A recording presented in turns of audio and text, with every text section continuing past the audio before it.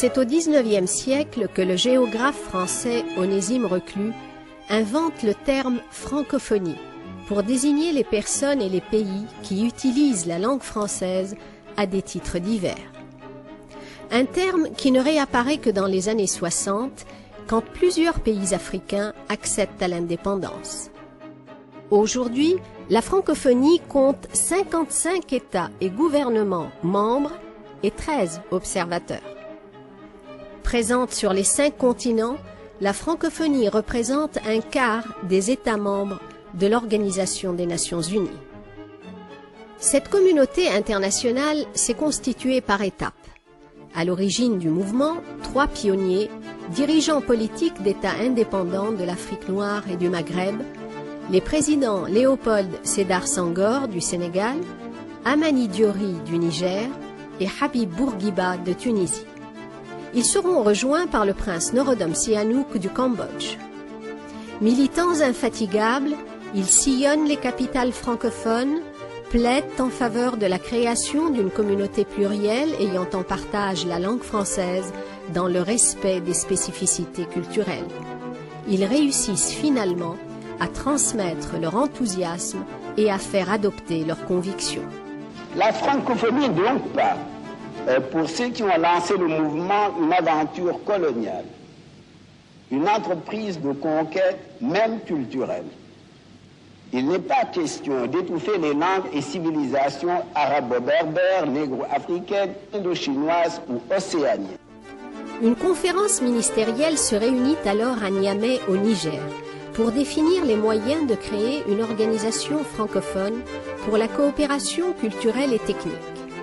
28 pays participent à cette réunion qui s'achève sur un accord de principe. Une vraie solidarité francophone sera organisée, engageant la responsabilité du gouvernement à partir de la conférence de Niamey. Le 20 mars 1970, l'Agence de coopération culturelle et technique, l'ACCT, voit le jour.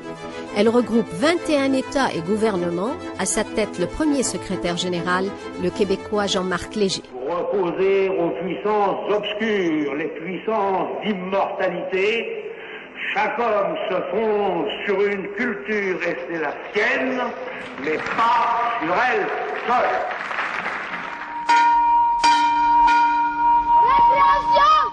3 ans plus tard, en 1973, se réunissent à Paris, à l'invitation du président Georges Pompidou, les chefs d'État des pays francophones d'Afrique et de l'océan Indien. Cette conférence au sommet est aussitôt institutionnalisée. Elle va se tenir tous les ans et accueillir de nouveaux participants, d'Afrique noire comme la Guinée-Bissau, l'Angola, le Cap-Vert et du Maghreb, le Maroc et la Tunisie. C'est ce forum franco-africain qui va servir de lieu de relance de l'idée d'un sommet des dirigeants de tous les pays francophones. Le 17 février 1986, à l'initiative du président François Mitterrand, se tient à Paris la première conférence au sommet des pays ayant en commun l'usage du français. La séance inaugurale a lieu dans le cadre de la salle des congrès du Palais de Versailles. Ce premier sommet est une réussite. Il réunit les représentants de 41 pays, dont 27 chefs d'État et de gouvernement. Les sommets se succèdent. Ils ont lieu tous les 2 ans. Cette instance définit les orientations de la francophonie, adopte toute résolution nécessaire à la réalisation de ses objectifs, élit son secrétaire général et statue sur l'admission de nouveaux membres. Les sommets consacrent à chaque fois des thèmes qui mettent l'accent sur des valeurs et des défis à relever, tels que la diversité culturelle et linguistique, le développement durable ou encore l'éducation et les nouvelles technologies de l'information. Le sommet de Hanoï en 1997 marque une étape décisive dans l'affirmation de la dimension politique de la francophonie. Boutros Boutros-Ghali est élu premier secrétaire général de l'Organisation internationale de la francophonie, l'OIF. Le président Abdou Diouf lui succède en 2002 au sommet de Beyrouth.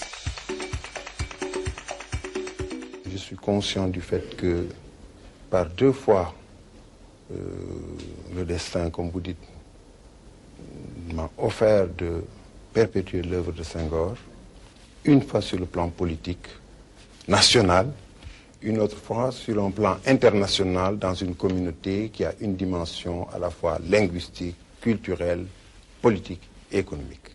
Et je tâcherai d'être à la hauteur et je suis sûr que son exemple et sa pensée m'inspireront constamment dans l'action que je vais mener.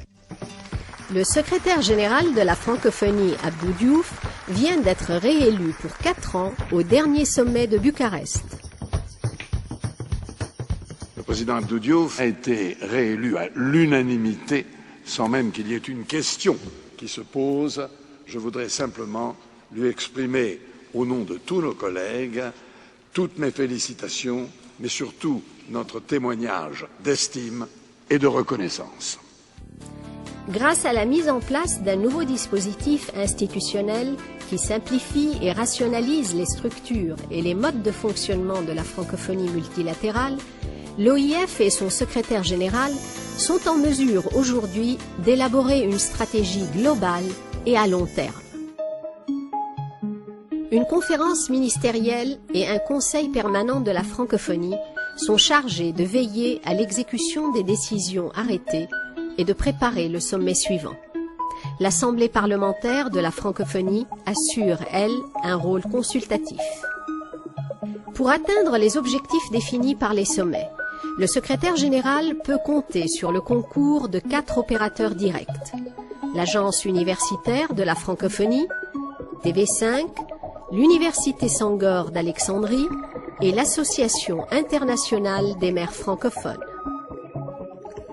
Les chantiers de la coopération multilatérale francophone se développent dans des domaines de plus en plus diversifiés, comme la formation à distance et l'enseignement du français langue étrangère, la lecture et l'animation pour les populations rurales, le développement économique, en particulier le soutien à l'entrepreneuriat féminin, l'énergie et l'environnement, la production audiovisuelle et la presse des pays du Sud, la consolidation des états de droit et des processus démocratiques, l'utilisation du français dans les organisations internationales ou encore la concertation diplomatique aux Nations Unies. Aujourd'hui, la francophonie, c'est aussi des rendez-vous culturels et sportifs et des fêtes populaires organisées sur les 5 continents, comme la Journée internationale de la francophonie qui célèbre le 20 mars, bien au-delà du monde francophone, l'universalité de la langue française. Comme les festivals de cinéma de Ouagadougou, de Carthage ou de Namur, qui attirent de très larges publics, ainsi que des professionnels du Nord et du Sud. Comme les francophonies en Limousin, qui contribuent à faire découvrir, notamment au public français, le théâtre et les artistes des divers pôles de l'espace francophone. Comme les francopholies, qui sont devenues le rendez-vous annuel incontournable de la chanson d'expression française. Comme les Jeux de la francophonie, organisés tous les 4 ans et qui se sont déjà déroulés au Maroc, en France, à Madagascar, au Canada et au Niger. Ces Jeux associent le sport et la culture et représentent une véritable fête de la jeunesse, avenir de la francophonie.